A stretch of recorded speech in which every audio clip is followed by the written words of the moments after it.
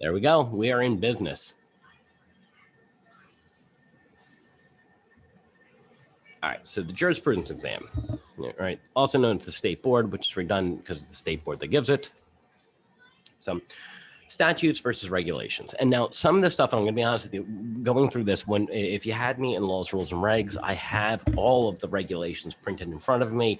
I've got things underlined, highlighted. I've got stuff that I'm going to talk about. A lot of this stuff I leave intentionally vague so that you can look it up. The idea being that if you go through the statute and the regulation, you'll be able to go, okay, here's how long you have to change your address. If you move, you change your address with the state board, timelines like that. In my notes, I'll have all of that there. When I teach this, I specifically leave that out to sort of have you guys look it up on your own, because if you look it up on your own, statistically speaking, you will retain it longer than if I just give you that information. So remember, there's a statute, then there's the statutes, and then there's the regulations. The regulations are much, much longer. And the regulations are ones that are set up by the State Board of Mortuary Science that can change anything they want in them. For the longest time, in the statute, it said to get licensed, you just need to take a certain test that covers X, Y, and Z. In the regulation, it said you have to take the national board exam. And there was a lot of talk in New Jersey a couple of years ago about dropping the NB as a requirement and creating their own state exam. I was hoping they would do that. They did not, but they could have done that. They didn't have to go through the legislative body to change it because it was not in the statute. That has since changed, and they put that in the statute, which is unfortunate. But things like food in the funeral home, when that got changed, that was changed to the statute. If you're going to change the requirements for having at least one aneurysm hook, well, that's in the regulation, so that can be changed by the state board, right? So it's just a matter of where does the authority originate.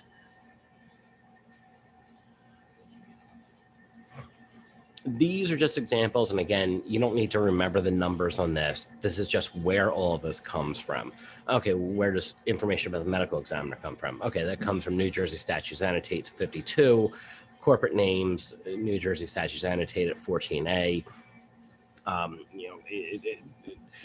health and vital statistics, New Jersey Administrative Code 8-9. This is just where all of this originates. You don't need to remember these exact numbers, but if you ever need to reference it, this is where it all comes from. So on the exam, they're not going to ask us like specifics of that, because all the study guides I found, they like list them. They'll list them, but they're not going to ask you to repeat them back to you. They're not going to say what's in, New Jersey AC 8-9. They're going to ask you the contents of them, but they're not going to ask you to reference those numbers. You just need to know the rules and regulations of the state of New Jersey. So you need to know that like NJSA 26 coordinates with health and vital statistics? No. This is just a reference. It's where it comes from. They're not going to ask you these numbers. And I'm not sure what study guides you're looking at, but no, they don't get that specific on these things. They get specific on the knowledge that you need to know, but they're not going to ask you to reference it back to these numbers. No, So they'll just ask what's in, like, what is involved with health and vital statistics then around there. No, what they'll ask you is, okay, if you move or if the manager dies, how long will you have to change the manager's name on a funeral home? If you close a funeral home, what do you have to do? As far as the telephone number is concerned, as far as the sign is concerned, as far as advertising is concerned, etc. But they're not going to ask you these specific numbers. No, they're not going to ask you that at all. That's just a reference point. And Fallon, you're right, 5 days on that. I believe you're right. So it's the contents of these things rather than the specific reference points.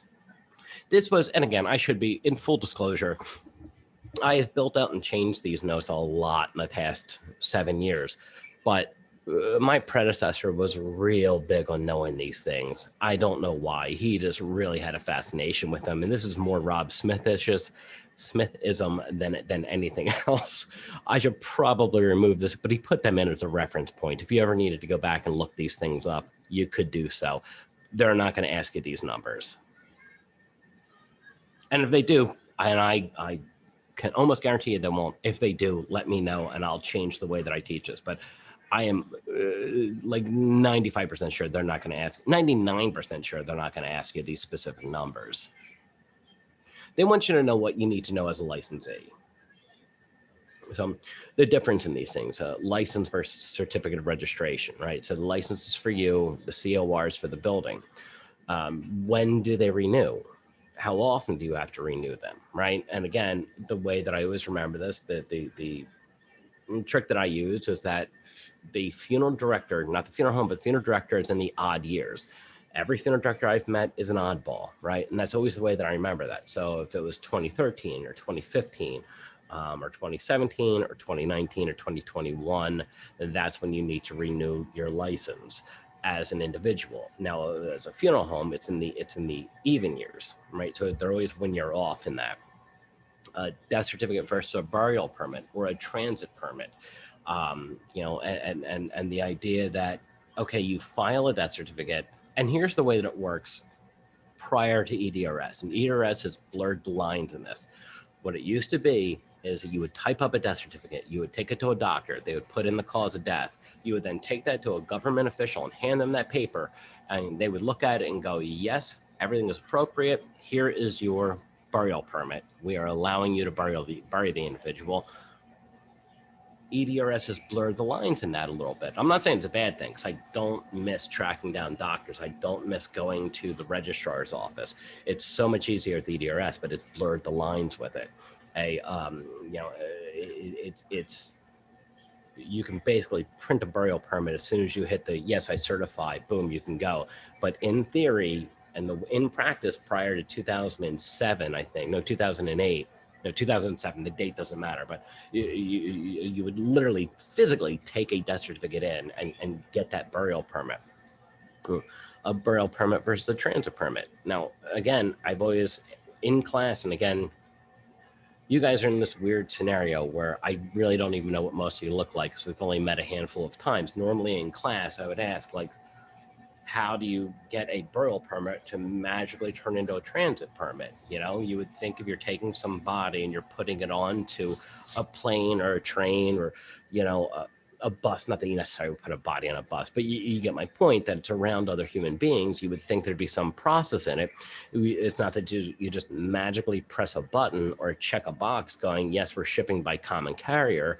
It doesn't automatically change, but it does. It just automatically changes from being a burial permit to being a transit permit by clicking a button and going, yes, indeed, we are indeed shipping this person on American Airlines or whatever it is.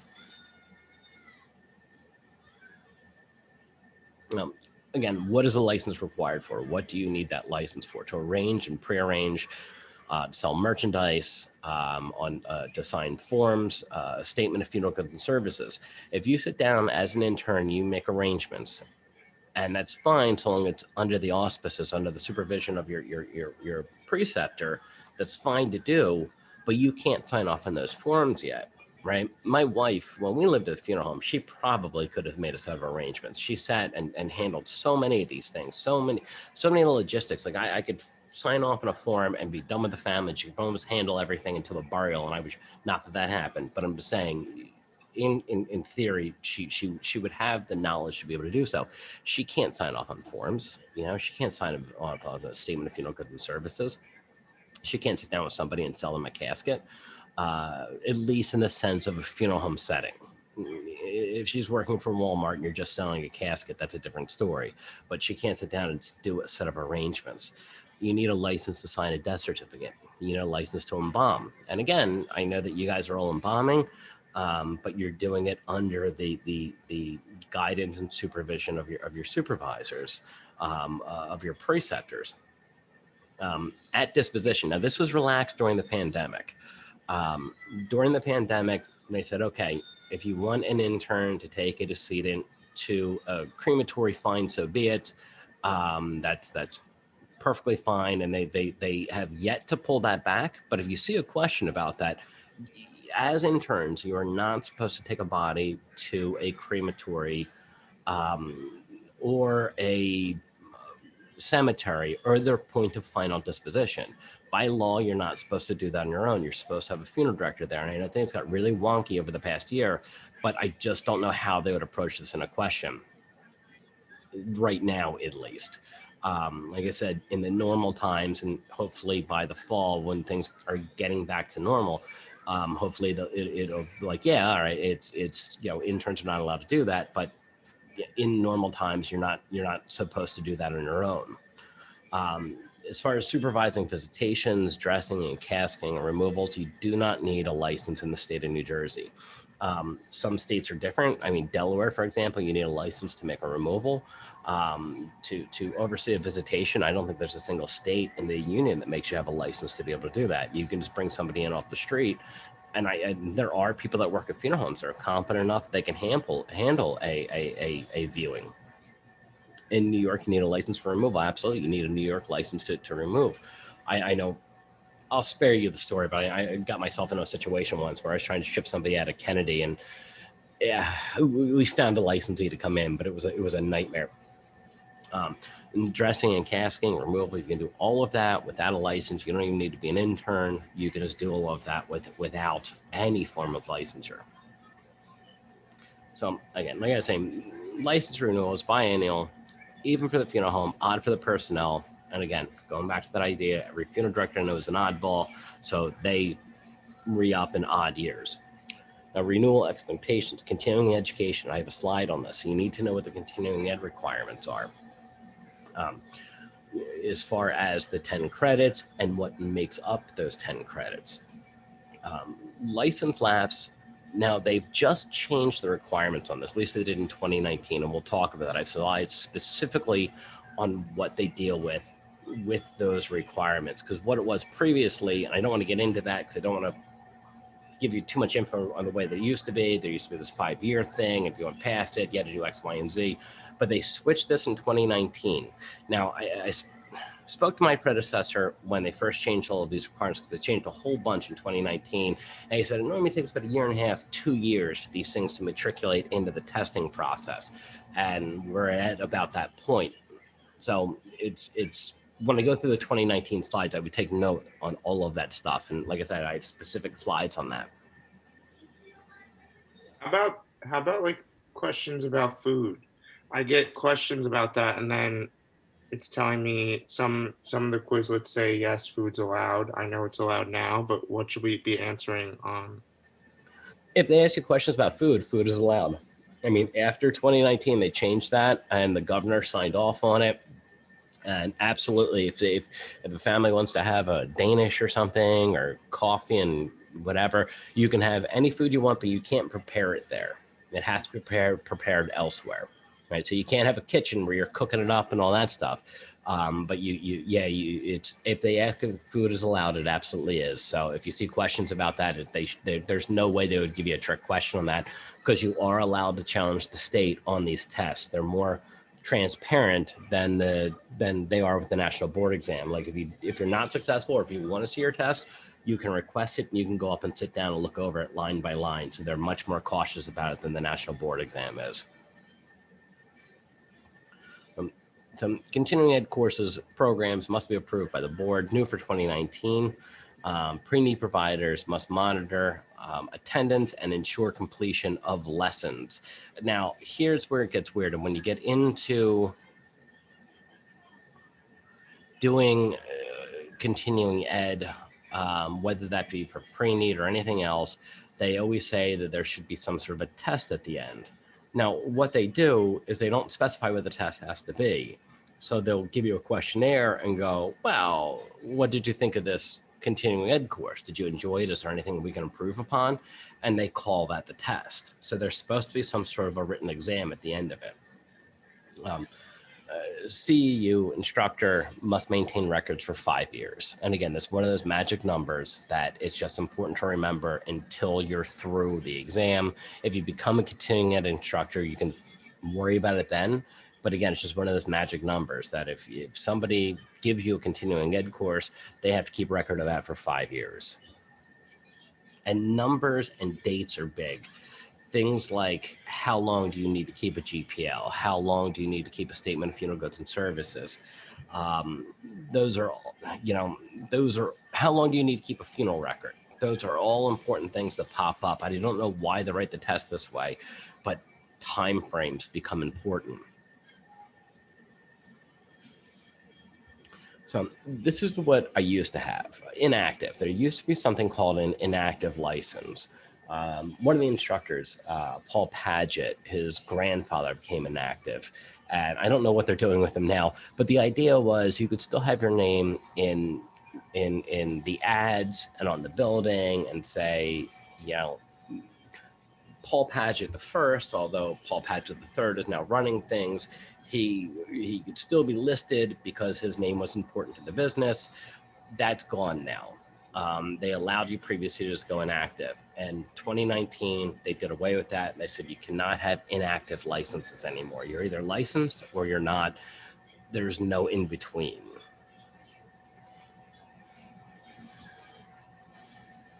License lapse, like I said, in the past, what they made you do was if it was less than 5 years, you would have to do all your continuing ed credits up to 25 hours, meaning that you have to do 10 every 2 years.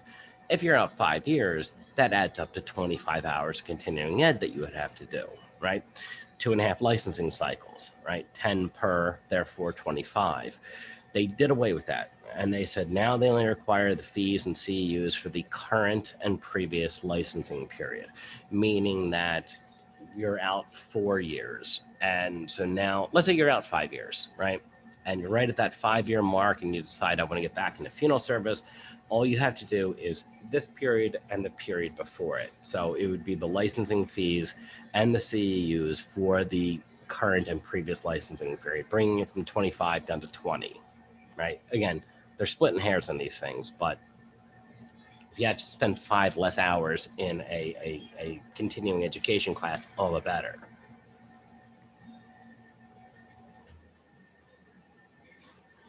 Now, if it was more than 5 years, here's what gets really strange. And I don't have an answer on any of this stuff because none of it has been tested. What they would say is, let's say you're out 6 years, you get into insurance or something, right? And you become an insurance agent for 5 years, 6 years, 7 years. Then you want to get back into funeral service. You go, I changed my mind. I miss doing funeral work. Let me get back into it. What it was prior was you would have to do the 25 credits. You would have to pay all the previous fees. And then you had to do a mini internship of 3 months to 1 year and X amount of embalmings and all this stuff. And now what the state board has decided is, if you're out 7, 8 years, we'll decide on an individualistic basis when you come in on what you have to do, which is bonkers. I don't know what that means. But if you're out, let's say 7 years and you come back and you want to get licensed again, they will decide at that time what you need to do. And it's just up to them. It's sort of the way that they feel that day, which is, again, it's so batty. It is so just open-ended, and that's rare for New Jersey. All right, so what do you know about record keeping? Again, if you look back at laws, rules, and regs, and if you need any of the individual notes, reach out to me. I've got them all. It's fine. I can shoot you the PowerPoints on this. How long do you keep a record? And again, keep in mind the difference between New Jersey and the FTC. And you do have to know the FTC as well. So for example, you have to keep a general price list for the FTC for 1 year. You need to keep a GPL for New Jersey for 3 years, right? So you need to know the difference between the two. Itemization and the idea that most funeral homes have, many funeral homes, I should say, have bundles where they'll have this package or that package, and great, it's $4,500 prior to buying a casket and a vault or whatever the numbers are.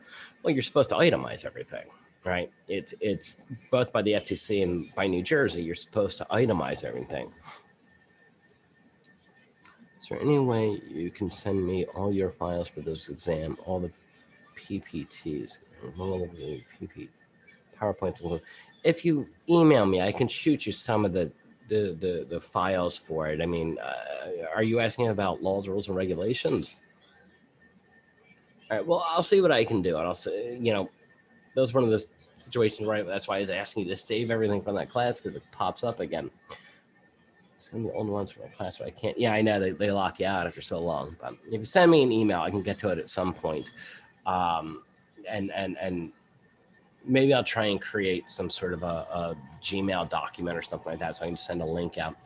But that stuff is really crucial. And again, it's just a matter of going back to the notes from the first day of class, or even just going to the state board's website, and you can get the statutes and the regulations, and they're long, man. They used to send in Pennsylvania, the book, there used to be 2 books. There was their statute and the regulations. Each were about 23 pages long.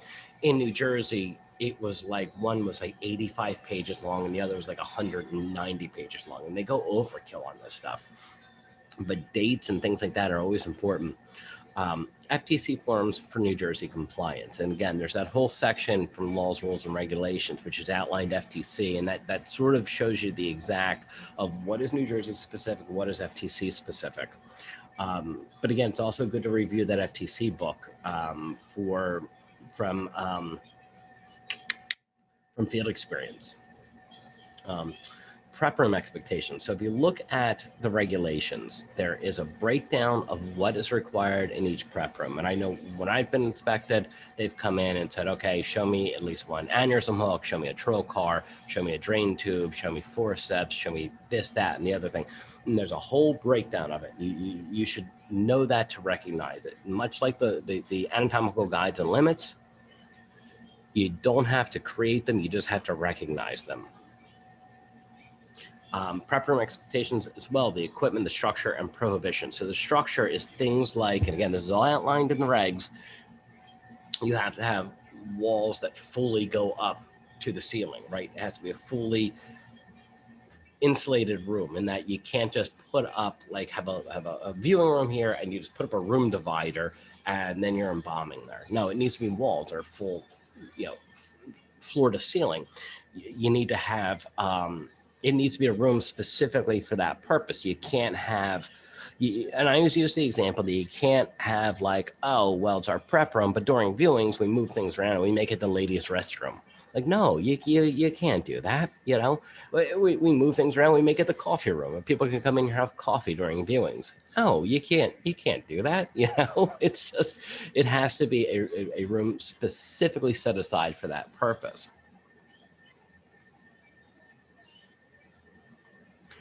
So FTC telephone price. FTC telephone price disclosures, new for 2019. And again, this is New Jersey specific. The manager may designate an employee, even unlicensed, to provide price information on their phone, right? So if you want somebody to just, you're allowed to just read off the prices to somebody, and you can designate somebody as you're our FTC person. Again, my wife works at a local funeral home, and she's very, very capable. And I could see her being the person. They go, look, Jen, if somebody calls in and they want to know the price and a licensee is not here, you need to respond to them with, here's exactly what is on the general price list regarding this. Responding to questions concerning information not on the price list shall be referred to a licensee or an intern. And it's interesting they put that specification in, right? So let's say my wife is down there at work and there's a question, but it's not really answered on the price list. She could hand that off to the licensee and the manager, or myself, or the owner, or an intern. If we had an intern, they could hand it off to the intern. They give that specification to the intern going, look, you have enough knowledge on this that yes, you should be able to answer this question. So multiple ownerships, and this is a New Jersey thing. A person owns 50% or greater interest in this registered mortuary also owns 50% or greater interest in the following registered mortuaries in the state of New Jersey, along with the name of the funeral home and municipality. So if you own three or four funeral homes, let's say, you need to disclose that if they're in New Jersey. And this is just not you as an individual. This is a company. And years ago, when I was in business, when I owned a funeral home, we owned 3, and I owned 40%. The other partner owned 40%. The other partner owned 20%. So at first, we're like, great, this doesn't apply to us. No, it's not the case, as we found out. We all owned X amount of percent of this business, and this business owned these funeral homes. So we absolutely had to disclose that. So the idea on this is somebody doesn't come out of a funeral home, let's say, and I've seen this happen where people own 2 funeral homes in a one particular town, right? Maybe they just acquired the other, they're in the process of merging them, whatever the case may be. And they tell a family a funeral's going to be $8,000, and they go, no, that's insane. I'm not going to pay $1 over $6,999. And they storm out. And they call down to the other funeral home and go, well, the Smith family's going to come in. Don't charge them $1 more than $6,999. And they come in, they go, well, we've got a special for you, $6,999. And the Smith family goes, perfect. That's the exact amount that I wanted to spend on this particular funeral. You know, that's what they're trying to prevent. And I know that that's a long stretch, but that's the basic honest behind this particular legislation. Now, in 2019, they specified that the multiple ownership disclosure only needs to be on the general price list. So if you've got a general price list and you have a separate casket price list, outer barrel container price list, it only needs to be on the GPL.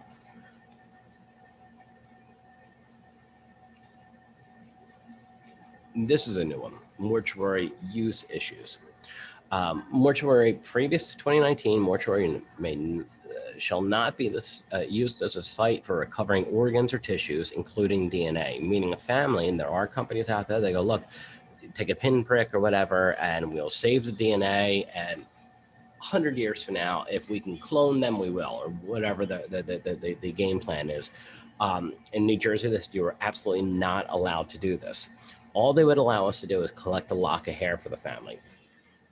As of 2019, they changed that, and they said you were allowed to collect DNA via cheek swab, nail clippings, and/or blood collection. So you're allowed to do that now. Now, this is not new. This was always the case. Maybe the site of examination to determine the cause and manner of death. Even prior to 2019, you were allowed to have a private autopsy done at a funeral home. You're always allowed to do that. A pathologist could come out. It costs an arm and a leg. It costs like $5, $6, $7 grand to get it done, but you are allowed to do that, and always were at a funeral home.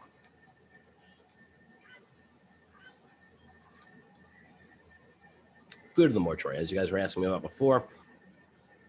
Are you still allowed? Yes, absolutely, you're still allowed. You are allowed to do an autopsy, and any doctor in the state of New Jersey can do an autopsy. I'm not saying any doctor should, but by the letter of the law, my daughter's pediatrician, who I'm sure has never done an autopsy, but by the letter of the law, he's allowed to come out and at least try, give it the old college try, right? It's a bad idea. It should only be a pathologist doing it, but any doctor in the state of New Jersey is allowed to do an autopsy. Anyway, the whole food thing was overturned in 2019, and you may serve or allow food and non-alcoholic beverages to be served at the funeral home, but you cannot prepare at the funeral home. So long as they're at the neighbor's house cooking it up and they bring it over, that's fine, but they don't allow you to cook it at the funeral home. And nobody has tested this. Now, if you see a question about cooking food at the funeral home, I would say, no, you're not allowed. In practice, let's say that there's a second or third floor of the place where you could cook something up. I could see that being tested, but in practice, if they ask you if you can cook at a funeral home, you may not. You're allowed to serve food. You're allowed to serve whatever food you want, but you just cannot make it at the funeral home.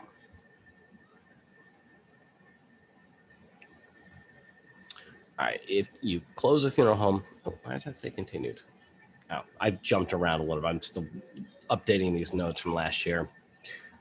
All right, so if you close a funeral home, it's down the bottom,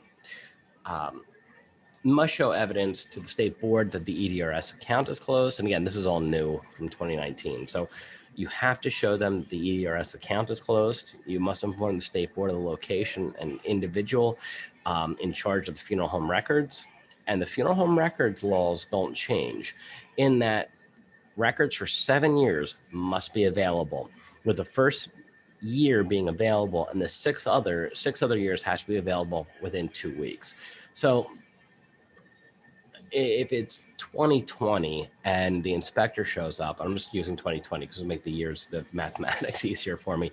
And the inspector shows up, whether the funeral home is open or whether it's closed, I have to have the records back to 2019 available to them immediately.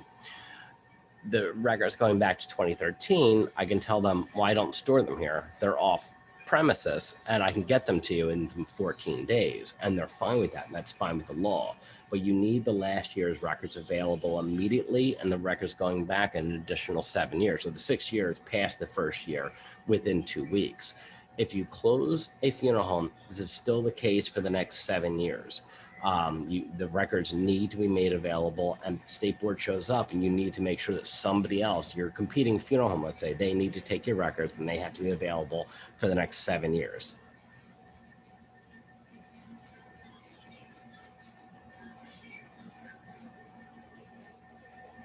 All right, intern and intern regulations.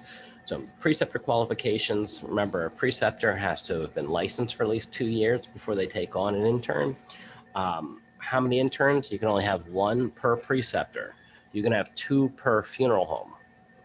And this is a dumb law, because what if a funeral home's doing 1,000 a year? You know, it's versus one doing 150 a year. It doesn't make any sense. A place doing 1,000 a year could benefit from having 2 or 3 interns, 3 or 4 interns, you know, but they don't allow you, just 2 per. Internship specifics, times, cases, and backgrounds, being that your internship by default is 2 years. If you have 90 or more credits, it gets dropped down to a 1-year requirement, right? Now, you can extend that up to 3 years if need be. So they give you 2 years by default. You can get the 3rd year with a simple letter. It's going, hey, I need a 3rd year. They go, great, you have it. The background, you have to have those 60 credits beforehand, and I'll talk about that in a second. Internship extension, if you do run out of time, you hit that 3rd year, you can normally request an additional 6 months to a year, additional 3 to 6 months, and in some extenuating cases, you can get up to a year. If you fail the state board practical, you have to wait and apply, and you have to wait at least 30 days, and you have to apply again and pay the funds, the $125, and then you can try and schedule it again. And remember, with the practical, you can't do that. And you guys probably know that. You know how much the practical is? Yeah, I believe it's 125. Double check my math on that, though, my numbers on that. I'm pretty sure it's 125, but double check it if you wouldn't mind. Before you take the test, definitely double check it. Because again, normally I have notes that I refer to. It is. Yeah, okay. Thank you. The JP in practical is 125. Yes. Repeat the notes about the practical. Well, again, the practical, you have to have everything else done before you can take it. You have to be done. The state board has a file on you, right? And when they look down, they have to check everything off. And they go, okay, have they done the 60 credits prior to funeral service education? Check. Have they done funeral service education? Check. Have they done the 75, 75, and 25? Check. Have they done the national board exam? Check. Have they done the JP exam? Check. Are they within 3 months of finishing their internship? Check. That's the last thing. They give you a 6-month window. 3 months before your internship ends and 3 months after your internship ends. So technically, you could be a month and a half out after your internship has ended and still legally take the practical exam. They still allow you to do that. It's this weird 6-month window. Now, the concurrent internship, this is a weird concept, and everybody goes, you guys are in school with people in Pennsylvania, and with PA, you can't start your internship until you're done your schooling, so you consider yourself a concurrent intern, you're not. You are concurrently doing your internship with your schooling, but you're not, by the state board's definition, doing a concurrent internship. Now, what the state requires is 60 credits. My handwriting is awful, even when I'm in class. I should have just put in typing, but that's all right. Oh, that's bad. Plus funeral service education. So let's say you've done no schooling at all, and you want to go out and become a funeral director, right? You've never taken a college class in your life. You go, look, I want to become a funeral director, and I've got a funeral home. They want to register me as an intern. Wonderful. That's great. Well, they'll allow you to become an intern, and this would be the concurrent period.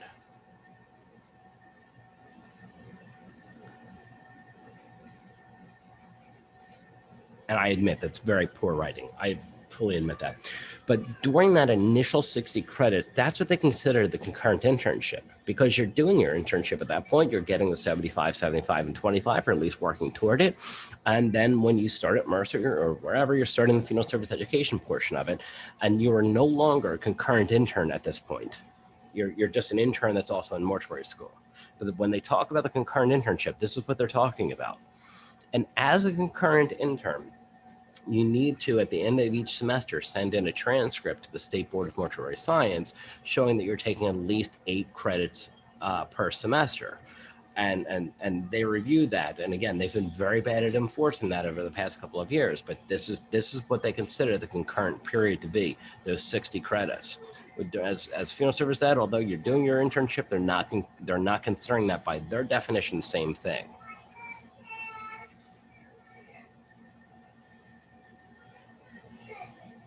All right, so new for interns, preceptors, 2019, preceptors cannot be convicted of a crime in 5 years. This must be a crime related to funeral service or moral turpitude. So if you ripped off the pre-need money and went down to Vegas or went down to AC and bet it all on black and red came up, all right, now you're in trouble, right? Or you rape and murder someone. That would be moral turpitude. But if it's just a general crime of some sort, I don't know. Run out the door and you take a gun to someone and go, put your hands up, I'm stealing your purse or something, and you get caught for it, then that's not in the same scale. It has to be related to funeral service or a crime of moral turpitude. Cannot have revocation, suspension, or surrender of license from any professional board, meaning that you are in Washington State and you're a licensed barber and you somehow rip off a whole bunch of money from that place. Well, that would be another professional board that you're dealing with, and that would have to be revealed to the state board, and they may come after you and say you cannot be a preceptor for at least another 4.5 years or however long it was that you committed that crime. Convictions arrest, new in 2019. Licensees are now required to notify the mortuary board in writing within 30 days upon a conviction of any crime or arrest, summons, indictment, admission into pre-trial intervention, guilty plea to any violation of law, ordinance, felony, DUI, misdemeanor, or disorderly offense in New Jersey or any other jurisdiction. Now, it used to be, and this is what the bummer of this is, it used to be, I can hear my youngest in the background, but anyway, it used to be you had to reveal this to the board every licensing cycle. So every 2 years, everybody would look forward to the state board's notes coming up, the notes from their meetings. And because you would see everybody who got arrested in the last 2 years. And it was all these DUIs and all this other stuff. It was like, oh my God, I didn't realize this guy got arrested. It was hilarious. It was, everybody looked forward to it. Now it's not, because it's spread out. It's just every month it has to be, it has to be relayed to the board. If you end up getting a DUI or arrested or disorderly conduct or whatever the case may be, you have to tell them within 30 days and then they will deal with it that month. Whatever the case, in most cases, they just make a note of it and move on. You go, whatever, but you have to reveal it to them immediately. Again, new for 2019. State board clarified interns' responsibilities, participating in funeral arrangements, preserving, washing, or disposal of dead human bodies, making funeral arrangements on behalf of any licensed practitioner of mortuary science. Now, I had a whole weird thing. We're going to do a little thing here real quick. Hold on.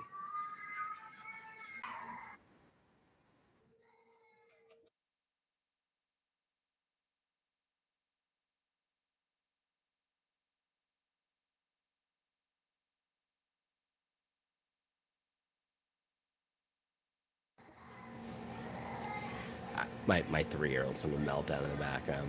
You probably can hear it. Of any licensed practitioner of mortuary science, quoting prices when funeral arrangements are being made. So it's the idea that they specified that as an intern, you're allowed to do all of these things. Preceptors responsible for reviewing and executing a statement of funeral services with the intern before providing it to the consumer for review. So let's say in a theoretical situation, you sit down, you make the arrangements. You're really sort of the arranger in that situation. And then the director comes in at the conclusion and goes, I just need to look everything over as first as an intern, and I just want to make sure everything's fine. And they go, everything's fine and dandy, and they sign off on it, and the family signs off on it. That's perfectly fine to do. Interns and advertisements. Now, they specify this one, if an intern in an ad or website or social media to be listed, John Doe, NJ, intern registration number, and then your intern number. And again, you still need to have the whole disclaimer on there that by law, you're not allowed to direct funerals, make funeral arrangements, or embalm decedents because you're not licensed. You still have to have that in there in some capacity. So, forms of ownership: corporate, use of manager name, title, sign, etc.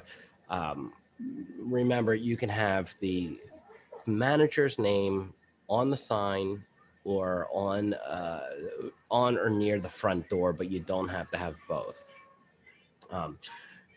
You can use manager, you can use executive director, you can use senior director, but you have to pick one and stick with it. It has to be the same on everything else. On as far as if somebody decides instead of being the manager, they'll be the executive director or the senior director, that has to be the same in all of the paperwork, the GPL, the statement of funeral goods and services, your ads, the website. If you have a social media account, it all has to be the same. Death of an owner. So look up the time frame on that. And I think it's 15 days to notify the state board of who you're going to have as a manager. I could be wrong on that. But like I said, I always leave that blank on this just so that to encourage you guys to look this stuff up. They ask a question about types or partnerships and or corporations. I don't know, because I can't tell you I don't know what they ask on it. I've never... It would be unethical of me to try and get students to come back to me and give me specific questions. So I don't ask that. I don't know. There's always that possibility. Like I said, we've had a very high pass rate on it. So I don't think so, because we don't spend a terribly large amount of time on that, but there's always that possibility. So what to do in the possibility of a death of an owner? As far as a new installation, remember, anytime that you need a new certificate of registration, a COR, it's a new installation, meaning that Brand X Funeral Home's down the street and you buy it. Well, you need to get a new certificate of registration.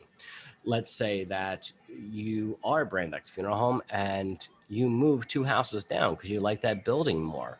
Well, you need to get a new COR. So it's, again, a new installation. What do you do if you close a funeral home? And look this up. It's things like you need to cover the sign up.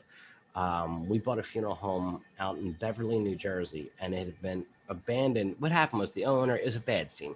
The owner went into a nursing home, ended up losing his leg because of diabetes.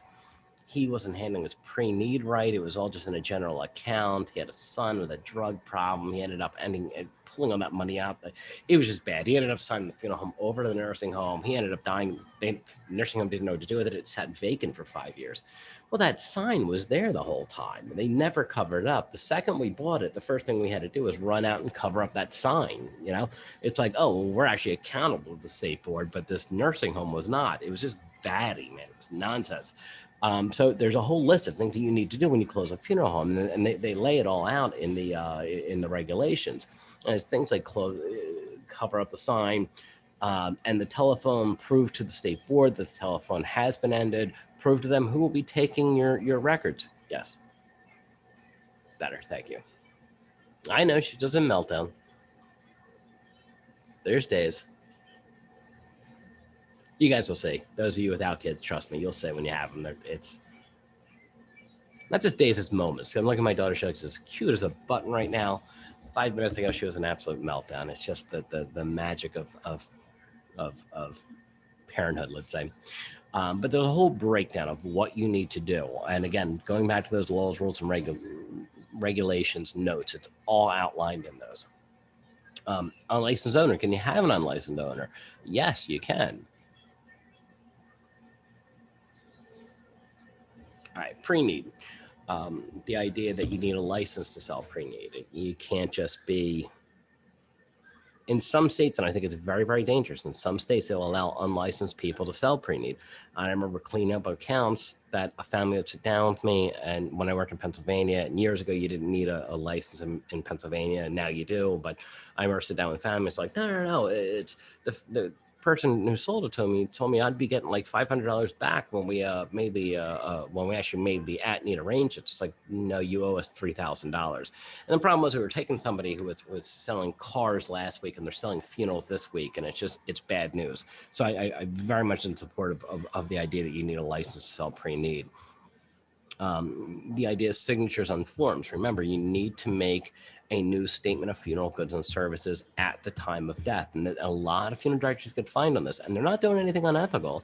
They're sitting down with a family that they know, let's say, and they write everything up on Tuesday and they pay. And on Wednesday, the death happens. And the family goes, well, why do we even need to come back in? Because we'll have the funeral on Friday and Saturday. Great, who cares? And then an inspector comes in and looks at the paperwork and goes, you never wrote up the statement of funeral goods and services. They're not trying to rip the family off, but they did not go through the paperwork and do it properly, and you can get fined for that. And the idea of trust accounts, a master trust versus the individual accounts, and we'll talk about that in a little bit because there's a magic number there again. Change of funeral homes. And when you look at change of funeral homes, look at the amount of time that you have to change a funeral home, meaning that a family calls you up and they go, we don't like you anymore. We want to use brand X funeral home, and you're brand Y. How long do you have to transfer that over? I believe it's 10 days, but I could be wrong on that. Like I said, I kind of keep myself in the dark in this. It's either 10 or 14 days, but I think it's 10 days. You have to transfer that over, those funds over, or that account over to the other funeral home. A pre-need ledger. You need to keep a pre-need ledger at the funeral home. And again, this can now be digital, but what needs to be in that? And that's things like the person's name, when they opened it, the account number, the original amount in that account, the amount that is accrued in the amount of time since they've opened it, etc. Cancellation fee, no, you cannot have that. Everything is 100% pre-need trusted in New Jersey. And again, I think this is a good thing. I use the example of in 1991, a woman had pre-arranged for her mom's cremation down in Florida. Florida is the Wild Wild West. In 2011, her mom had moved up with her. She contacted us and said, well, I want to move this account up here. So we contacted the funeral home. They're like, yeah, we're only going to give you back the original amount. And I was like, are you insane? I was like, yeah, how much interest is accrued? They're like, yeah, it doesn't matter. And they're like, what about the merchandise she bought? I was like, yeah, you haven't been storing the merchandise for the last 20 years. It's available to us. It's fine. And they're like, no, it's not. No, it's not. We're not giving back any. And they would offer back like $1,200 or something. I mean, it was less than that. And it was like $1,100. I was like, are you insane? Like, it's just, it's good that in New Jersey, you have to give everything back. It's for consumer protection. I'm not a big fan of big government, but with this particular legislation, I think it's a good thing. I'm much more closer to being a libertarian, but with this particular thing, I think it's good. So trust issues, there's a trust. 200 accounts is the magic tipping point. That's when all of a sudden you're allowed to, that if you have a company that has 200 accounts, you can now take 1% of the interest that is gained, 1% of the interest that's accrued, and you're allowed to keep it for that company because they assume at that point you've got enough people and enough workload that you need to pay them. Somebody needs to be there to send out monthly statements and ensure that everything is running properly. So they allow you to take out 1% of the interest, not of the corpus of the body of money that's put in, but out of the interest, you're allowed to take 1% to fund yourself. Now, as far as commissions are only acceptable with newly issued insurance, meaning that a family sits down with you, you have an insurance license, you say to them, well, you're only 45 years old and you're pre-arranging a funeral, we might as well open up an insurance policy. And this tends to be what they call a single pay whole life insurance policy, where they came in and the funeral cost 10 grand. Okay, great. Well, here's 10 grand. Okay, we'll drop it into a single whole pay life insurance. Now that insurance policy is worth 10 grand, but it's going to accrue more as it goes along. You're allowed to take a commission on that. If they sit down with you and they go, well, Dad's got this insurance policy that he opened up in 1965, and he paid it off in 1998. Well, no, that's not a new insurance policy. You may need to transfer that. You may need to convert that into a trust and take the payout on it so that doesn't have to pay into it, or whatever the case may be. But you can't take a commission on that because it's not an insurance policy that you wrote. POD accounts are still allowed, payment on a death, and this is where, again, you give a family a bill, 10 grand, they walk down to the bank, they go, we want to open up a POD account.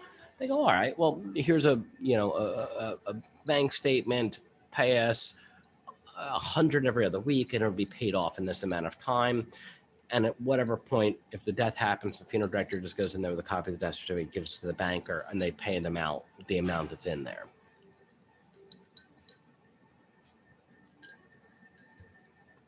So new for 2019, in New Jersey, you must notify social services when any refund on an irrevocable prepaid funeral, and this used to just be $500 or more, is given back to the family, meaning you write everything up and there is $3 left over in the account. And you go, all right, well, let's give the $3 to the family. Well, you have to notify social services rather of that.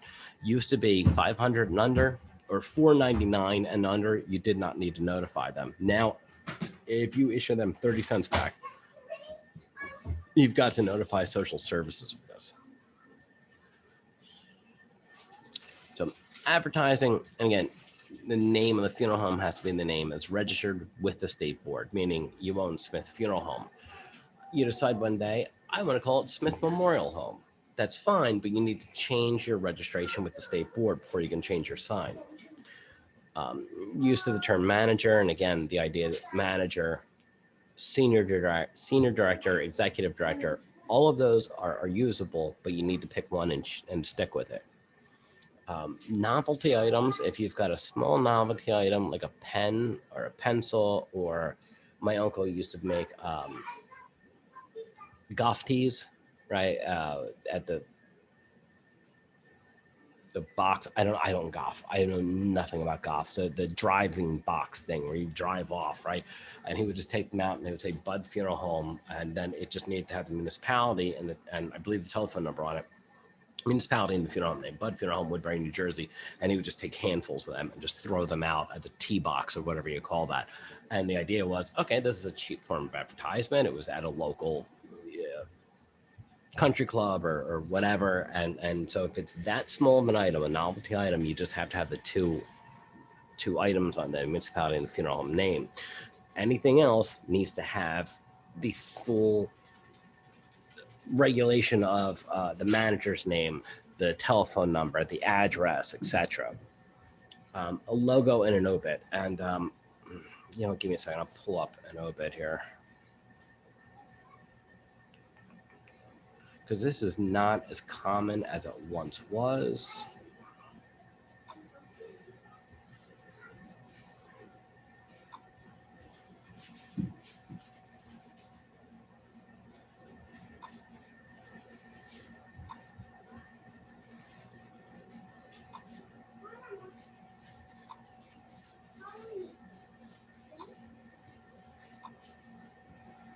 Getting closer on, I'll find it here in a second.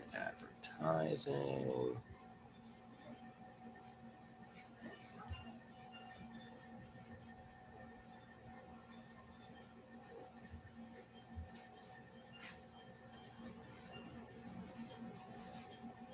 All right, so I pulled this at random years ago, and this was really, really common. This was more of a South Jersey thing than I think of that in North Jersey. But what would happen is they would, and this is really, really common in the Courier Post for something, in Camden County Courier Post. They would run an ad, and at the bottom, you'd have this whole ad. Now, if you just write out the name, like, and again, I've got nothing against Chinoski. I pulled this at random. Let's say it was services or 7 to 9 and 9 to 10 with a service at 10:30 at Chinoski Funeral Home, 111 North Black Horse Pike, whatever. If it's just in print, that's fine. But if you're putting in an image like this, then that is considered an ad. And they said, well, if you're going to run an ad, two things. Number one, you can't have the family pay for that. That's not that you're running an ad, you're doing it at their expense. And number two, you need to put everything else in that is required buy an advertisement, meaning you got to list the manager, you got to list the address. You need to have the manager's the manager's license number. So that, and this goes back about 15 years. Yeah, I think it was like 06 that they changed this regulation, and it made sense. I mean, there were people putting ridiculous things where there would be an obit that was that long, and the ad would be this long in the bottom, and families were getting stuck paying for it. So.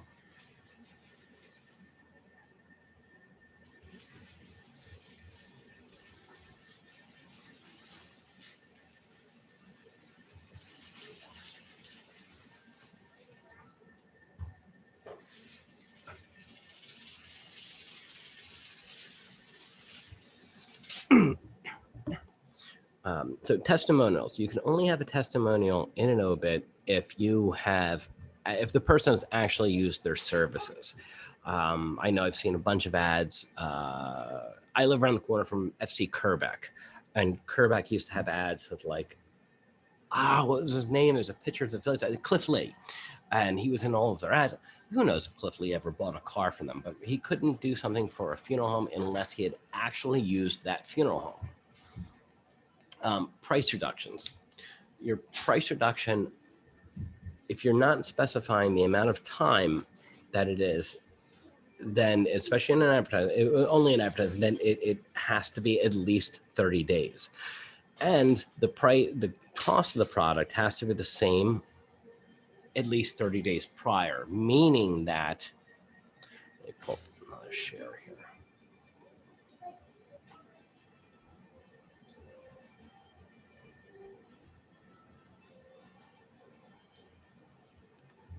Let's say I've got a casket that I sell for $100 to make it simple. I've got a $100 casket, right? Now, let's say tomorrow I wake up and I run an ad. I do two things. First of all, I up the cost of this by 100%. It's now a $200 casket. Oh. Say it's $200, but I run an ad saying if you come in and if you prearrange with me, I'll sell you this $200 casket for $100. Now back to being a $100 casket, right? So the price of it has to be the same at least 30 days prior. If I wanted to pull this scam, and I'm not saying it's a good scam to do, and I'm not saying it's a scam you see frequently, I would have to wait at least 30 days. Like I raised up to $200. I have to wait at least 30 days before I run an ad going, come on in, you're going to get this casket half price, right? It's just a way to sort of close that loophole so people won't act like that, I suppose. But again, you don't see a lot of pricing in funeral home advertising anyway.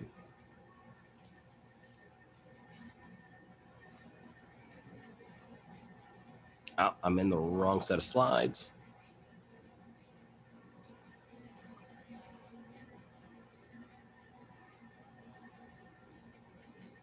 Yes, remove slide.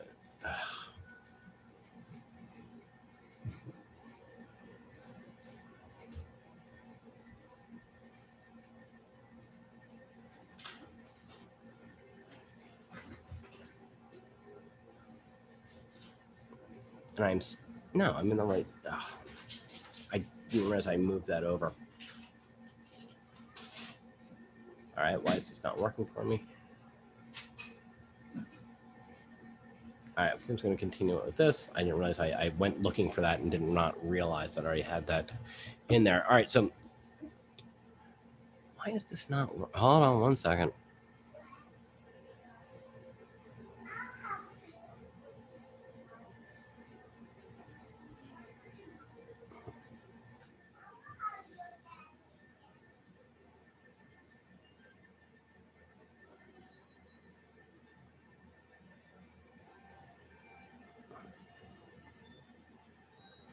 Let me try this one more time here.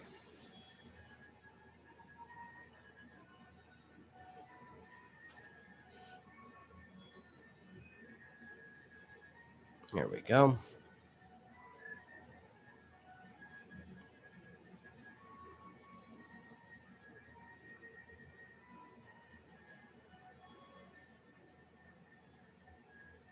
There we are.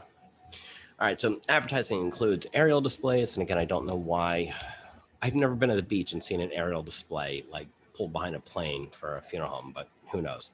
Circular handbills, letters, any other similar document, publication, or device used to communicate to the general public or to a specific group. New in 2019, all advertising regs extend to funeral home website and social media.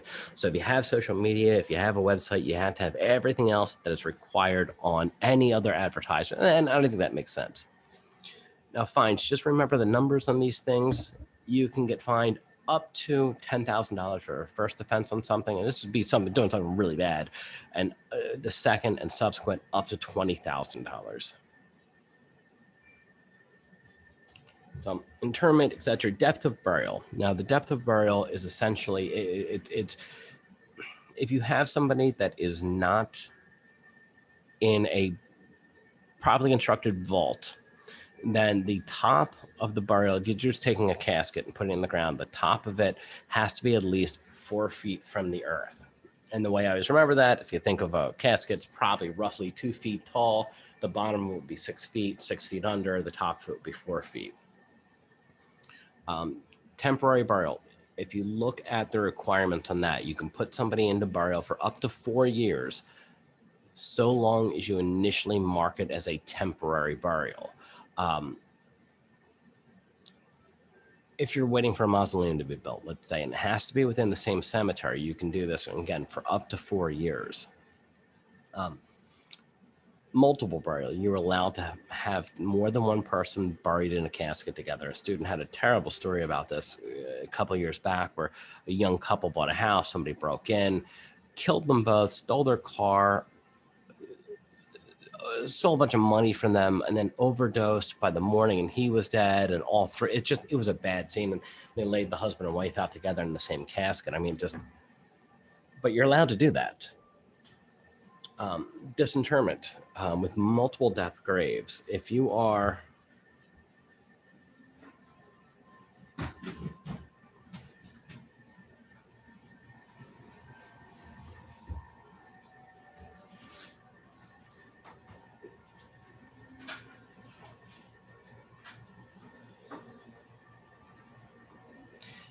going to disinter this person, you need to have everybody else sign off for this person as well, right? You need the authorizations for everybody above them that you're disinterring.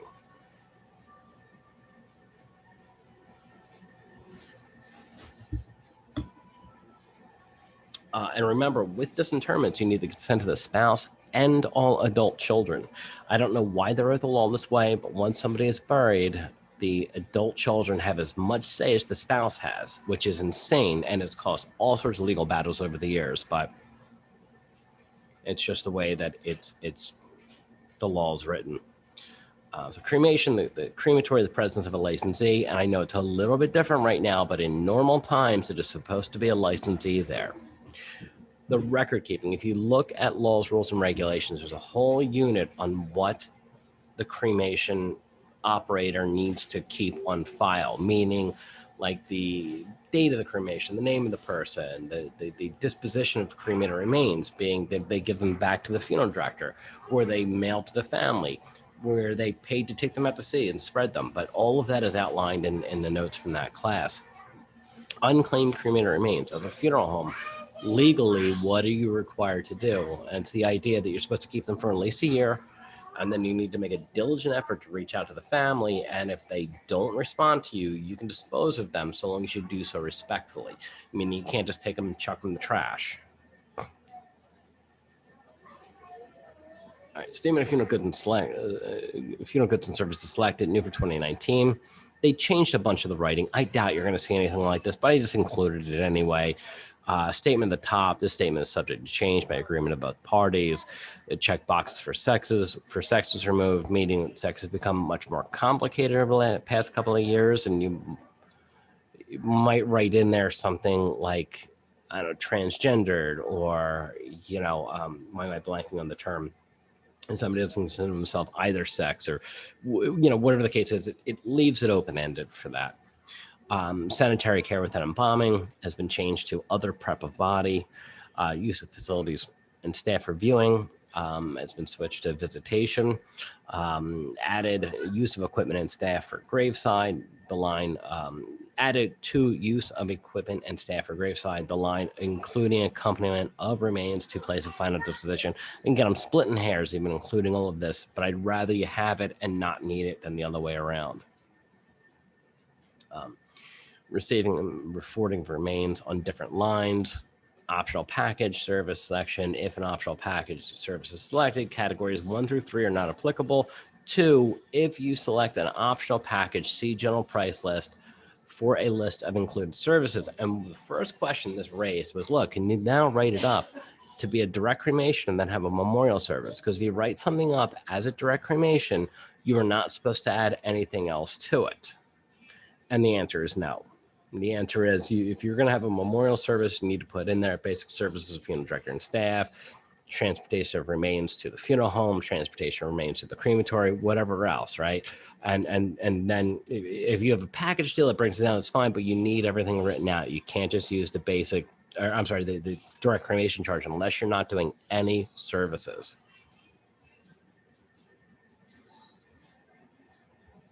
So other wording, just minor changes: clergy, church to officiant, place of worship, newspaper notice to obituary charges.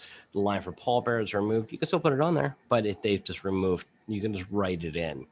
Price reduction has been removed, but there's an area that it can be written because it's like total, and then a blank line, and then like final total. So you can still write it in there, but they've removed it as having to be printed on there. So miscellaneous information, where to file a death certificate. Remember, there's 3 areas: municipality of death, municipality of funeral home, municipality of final disposition. But you can get them from any of those 3 locations plus the state, but you cannot file at the state. The cost of the permit, which is $5. Rent a funeral home to another. Remember, that's a special use permit.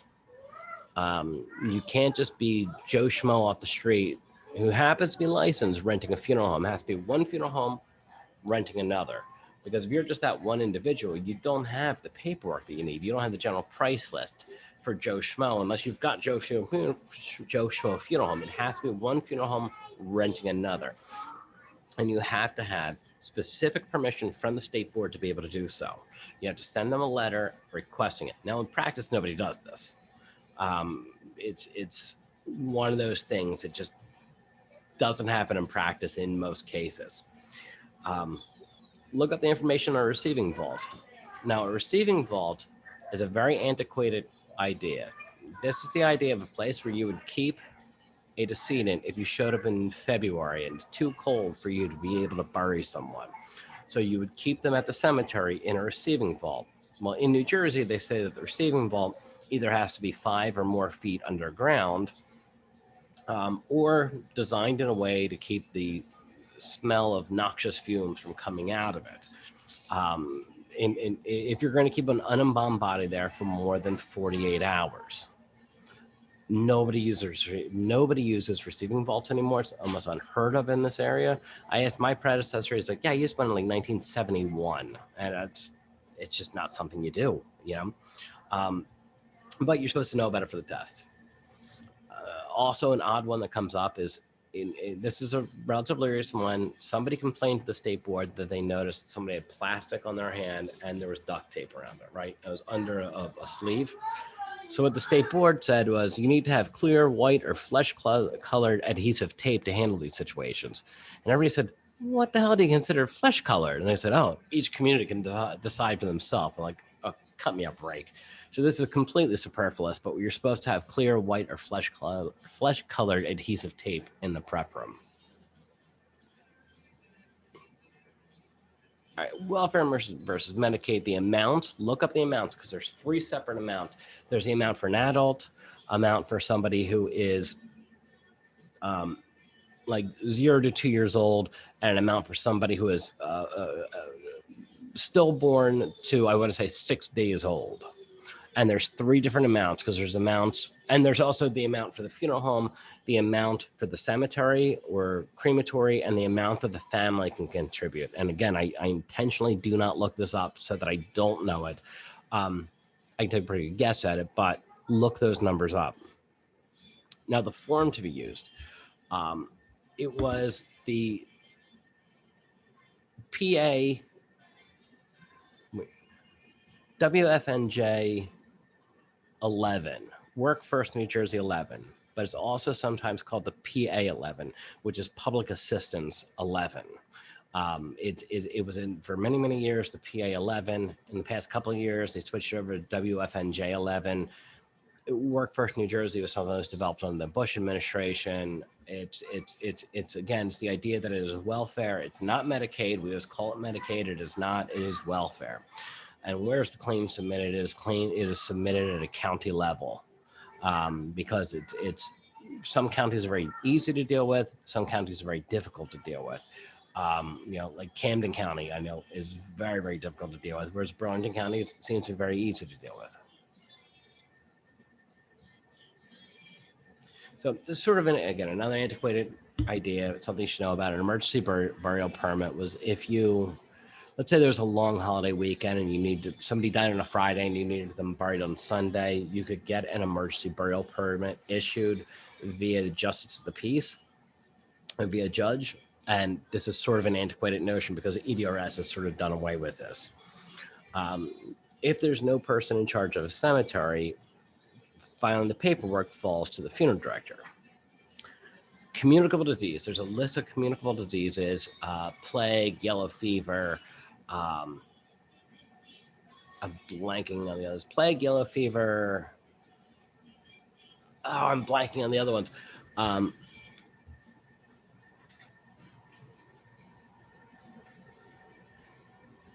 not getting the chat. Hold on.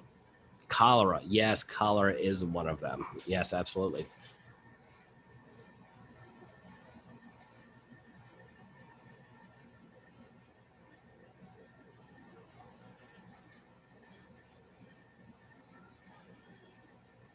But take a look at them. There's a whole list of them in the, like I said, the laws, rules, and regs notes, and it's also in the regulations.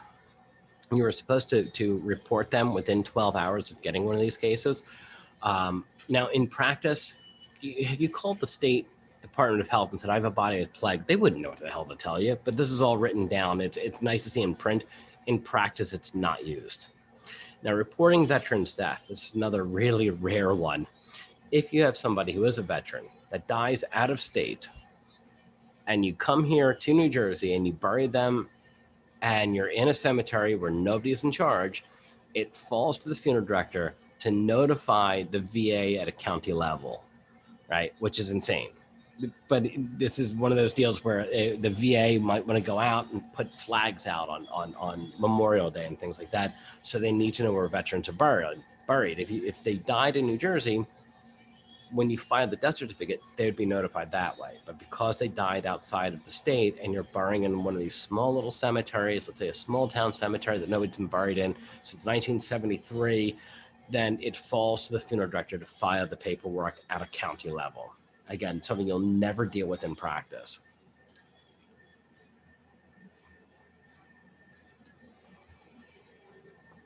All right, burial at sea, EDRS, that is what it is. Yes, you should know EDRS exists. Burial at sea, you should know the specifics on this. How far out to sea you need to be, as how much ballast you need, how many holes you need to drill. And all of that is laid out in the supplement, and it's also laid out in the book for funeral service principles, where it talks about the different types of funeral services. It lays it out and gives you the weights, the amount of holes that you need to drill. And if you had asked me this in 2002, I absolutely could have told you. I have not taught principles ever, and I haven't taken it since 01. So at one point I knew this, and I've never looked it up again, because again, it's just not information you're going to need to use after you're licensed, or you can look it up at that time. Signatures, who needs to sign off on a death certificate and who needs to sign off on a disinterment permit. Remember the disinterment permit, there's 7 signatures that's needed. It's the owner of the grave, somebody from cemetery A, cemetery B, the registrar in the place of the person's doing the disinterment, the funeral director, the owner of the grave, the owner of grave A, the owner of grave B, right? Or the owner of grave A and the next of kin. That's what they need. I believe that's the 7. Now, if you look back in laws, rules, and regs, we cover that. Hold on, I gotta stop the share to see. Yeah, next of kin, that was the next of kin, you know, spouse and adult children. You're 100% right, but they don't separate them out to make them separate people. It's just the next of kin. But they do ask about the spouse and adult children. And I say, if they're all adult children are not signing, why are they not? Who needs to sign off on a statement of funeral goods and services? FTC disclosure disclaimer is kind of a trick thing because they're not required. You don't need to have somebody sign off on anything saying they've received a general price list, but it's not a bad idea to do so.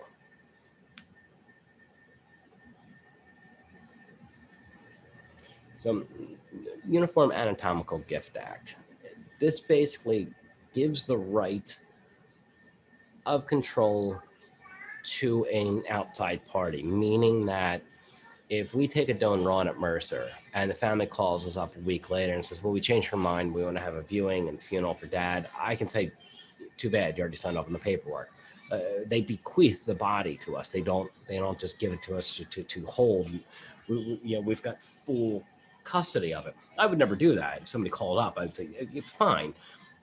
But this is put up to protect places that, like, we dealt with a company, we were going to buy one of these tables where they take a body and they freeze them and they make these tiny little cuts. I mean, thousands and thousands and thousands of them, and they recreate them digitally so that when it's done, you can take a body and you can put it into this table digitally and you can go through all the different organs and do all this really neat stuff. If they're halfway through that process, the process takes 6 months to do, and a family calls up and goes, well, we want mom back. What are you going to go back? This pile of mush that we basically have right now? Like, no, you can't. So it's set up to protect schools and institutions in situations like that. Victims of crime compensation, remember, and this is always a good thing to keep in mind, if you do deal with somebody who has been murdered, there is money out there that you can get through the state in most cases. I think it's like $7,500 these days. I'm researching that right now because it's been a long time since I put one of these claims in. And I'm putting together a new set of slides for field experience and it's covering this topic. But yeah, that money is out there and most states do honor that. Medical waste, and this goes back to field experience as a whole unit on regulated medical waste and what is not medical waste, and wills terminology. The idea of how do you actually, where do you take a will to actually put it into effect? Things like you have to wait the 2 weeks in New Jersey. So prohibited embalming compounds. And again, you don't make embalming fluid, at least I don't think you do. But again, you need to know for testing purposes. And they're the communicable diseases: smallpox, cholera, yellow fever, typhus fever, and plague. Again, that is useless information. If you have somebody with cholera, yellow fever, whatever, and if you call the state, they don't know what the hell to tell you, but it's down there in writing for some reason. I believe that's the last slide. Yes. So good. Questions about any of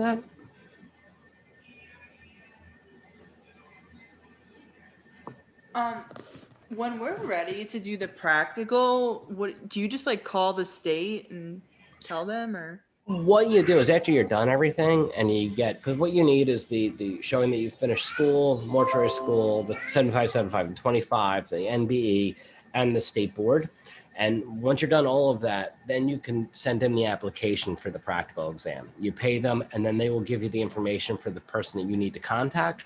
And then it's much like doing the observation. You contact them when you have a body, and if they can come out, they come out and they watch it. Oh, okay. Thank you. And anyone else? I know it's a weird not a weird process, but New Jersey makes it very complicated. So. All right, so guys, just the only other thing really quick, you'll just, once you hear back from like the state or anything, will you just let us know? Yeah. Application. Yeah, I'm gonna reach out to her regarding you and regarding Kayla, and let's see what they say. And I'm hoping everything should be good, and I'll let you know what I hear back from them. Okay, perfect. Right? Thank you. Sure, absolutely. I'm gonna take this information. Thank you so much. Yeah. Absolutely. And it's one of the reasons I'm here, So what I'm going to do is I'm going to post this information. I'm going to post this video over to YouTube. I'll make it public. If you just look up Mercer County Community College Penal Program or whatever, it should be available to you.